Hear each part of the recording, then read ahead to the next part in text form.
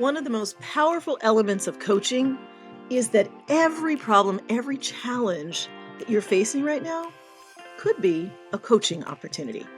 Coming up next on the Coaching and Positive Psychology podcast, I'm going to talk about my journey as a coach and how I realized that coaching was my calling. And perhaps it's yours too.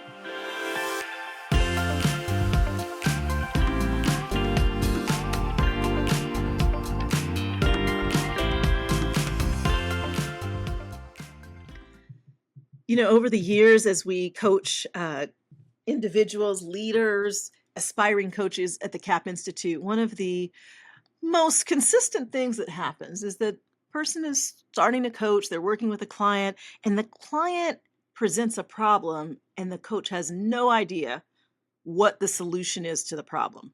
Now, if you know anything about coaching, you know that the coach doesn't need to know the solution. The coach's job is to be curious, to ask questions that really help the client get to their answers.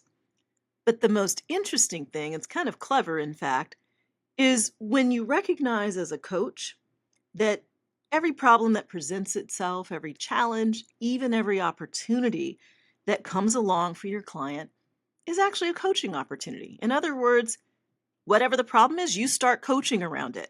And when I started coaching more than 2 decades ago, one of the things that was so powerful for me is I realized that this approach to life would transform my work, my business, and everything I was doing. I suddenly began looking at all of my challenges and going, all right, I can coach around this. I can coach around that. I started coaching back in 2002. I had already written my first book. And I was starting to speak, and I was so excited, so on fire for this newfound direction in my career. When I discovered coaching, I also discovered this key to my own personal growth. In fact, I was right in the middle of some family challenges at the time. If you've ever followed me, read some of my books, you might know this story, but if you haven't, you probably don't. So back in December of 2001, many, many, many years ago, my mother had a brain aneurysm while we were talking on the phone. By all medical accounts, it should have taken her life, but it didn't. It was a long road ahead for her to recover after brain surgery and a couple months in the hospital. And it was during the same year that I had just moved out of my former career in public relations to take this big entrepreneurial leap into writing and speaking. And that wasn't easy. Now, one of the things that was really good about that leap is that I had control over my own time. So I was, I was writing, I was speaking, but I didn't have to be in a particular office every single day, managing others, etc. And so it gave me the freedom to be there for my family as I needed to be. But financially, it was hard. I mean, I had left a career that was going very well, and I was trying to build something from scratch.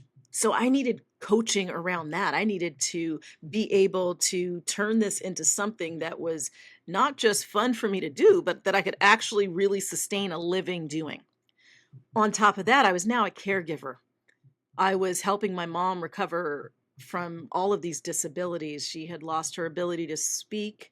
She couldn't swallow. I was feeding her through a tube in her stomach. She was learning how to walk again. Her vision was impaired. And I was the adult taking care of her. My brother at the time was 8. So he was in school, and I was needing to make sure that he was able to stay on track. There was a lot going on.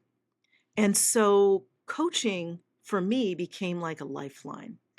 I don't know what's going on for you in your life right now, but I'm wondering where you might have some coaching opportunities, right? A lot of times when things begin falling apart, we're just looking for answers. We're looking for what other people have done. But one of the most powerful things you can do is learn how to self-coach, to stop and say, okay, what's the challenge in front of me? What do I really want? And what questions should I be asking right now? Rather than feeling pressured to have all the right answers, what if you started saying, hmm, what's the opportunity in front of me right now? Who might be able to give me the guidance that I need? What shifts could I make in my thinking that would inspire me to move forward or give me the courage to be able to step out of my comfort zone, to face my fears and face my challenges head on? It's kind of interesting because that period of time was full of so much stress for me, but coaching gave me a set of tools, a set of skills that turned everything around. And I'm, when I look back on it, I don't think I realized at the time how significant that period was, in really shaping who I am and why I'm so passionate about coaching. In fact, I think in some ways my mom started coaching herself. I'll never forget coming home after being gone for just a few hours. During that time, I couldn't leave the house for more than 3 or 4 hours at a time just because of what was needed for her care.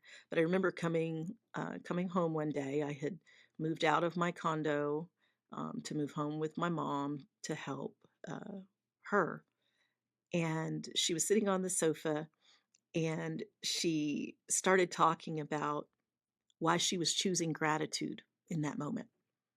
She said, I was in the hospital with a lot of people that have a terminal condition. Like there is no hope, but I have hope, and I'm really grateful, and I'm going to do everything I can with all of my therapy to get better. Like I have a chance to get better. And she was right. It took a lot of tenacity, but over time, she got better. She was sitting there looking at her problem, looking at the possibility of like spiraling downward into depression and saying, "Oh, but there is an opportunity in this. I have the chance to get better." And I began looking at things like, gosh, if I'd stayed in my old career, well, I'd have this steady income, but actually I have an opportunity here to build exactly the kind of life that I want. How am I gonna have to think differently? What's my real vision? What's the vision that like scares me to actually put out there as a goal? And the vision was pretty big. But at the end of the day, through coaching, through asking myself, like, what do you really, really want? And can you envision it? Visualization became a big piece of what I was doing. I remember learning about something called tolerations, this idea that oftentimes in our lives we're tolerating a lot of little things and they're weighing us down.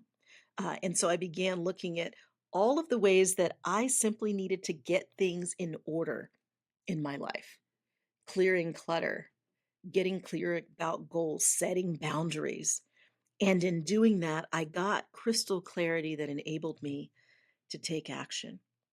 So I'm wondering for you, is coaching the framework, the skill set, the toolkit that might just give you the answers you've been looking for? Most of our coaches at the CAP Institute come because they're wanting to coach other people. But the biggest piece of feedback that we get is that at the end of the day, it transformed who they are. Because as a coach, you have to walk the talk. Doesn't mean you're perfect, but it means you are actively thinking big, overcoming challenges, and actually seeing them as an opportunity for growth, as an opportunity for coaching. Loving this episode? Take your passion for coaching to the next level. At CTI, you'll gain hands-on coaching experience, expert insights, and the tools to coach with confidence starting day one. Spots fill fast. Visit capinstitute.com to secure your spot in our next live virtual training.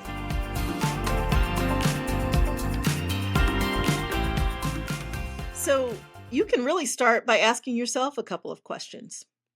When you look at your current life situation, if there are challenges, if there are problems in front of you, a lot of times it's easy to focus on those and the obstacles just start to feel bigger and bigger. But one of the most powerful questions you can coach yourself with is, what do you want? This time next year, what would you like to see different in your life? or in your work. And be honest about your answer. In fact, you might have to risk disappointment to actually be honest about what it is you really want. But what would that look like? Like if you just were super honest and you were wanting, actually setting as a goal that thing that you're afraid you might not get, what would it look like to risk disappointment for something that feels more meaningful? So, those are two simple coaching questions. My invitation to you is to take just a couple of minutes and reflect on your real answers. And I want to invite you, if you've ever considered coaching as a tool to add to your toolbox, if you've ever considered how you might get better at developing people, at developing teams, at solving problems, coaching just might be a calling for you too. So that's it. Coaching is the opportunity that solves the challenges of our lives. And a lot of times we don't think of it in just that way. It's a lot easier to get good at coaching others when we coach ourselves, when we ask ourselves those powerful questions, like I did back then more than 20 years ago, and began to see how it moved me forward. And I think more than anything, when we start noticing that our challenges are actually coaching opportunities, it makes us feel confident that we can deal with whatever comes our way. Coaching actually makes you more resilient. And when you learn the skills of coaching and you're able to apply them to helping others, you're actually enabling resilience for other people. So that's your food for thought. It's a bit of my journey, but my hope is that you can see in this that whatever challenges you're facing might just be a coaching opportunity. Thanks so much for joining me for this episode of the Coaching and Positive Psychology Podcast, and I'll talk to you or maybe coach you next time. Thanks for tuning in. If today's insights spark interest in coaching, don't wait. Get the right training. Our Coach Training Intensive gives you the skills, confidence, and ICF accredited foundation to coach at a higher level. Visit capinstitute.com to join our next live virtual training. Your coaching journey starts now.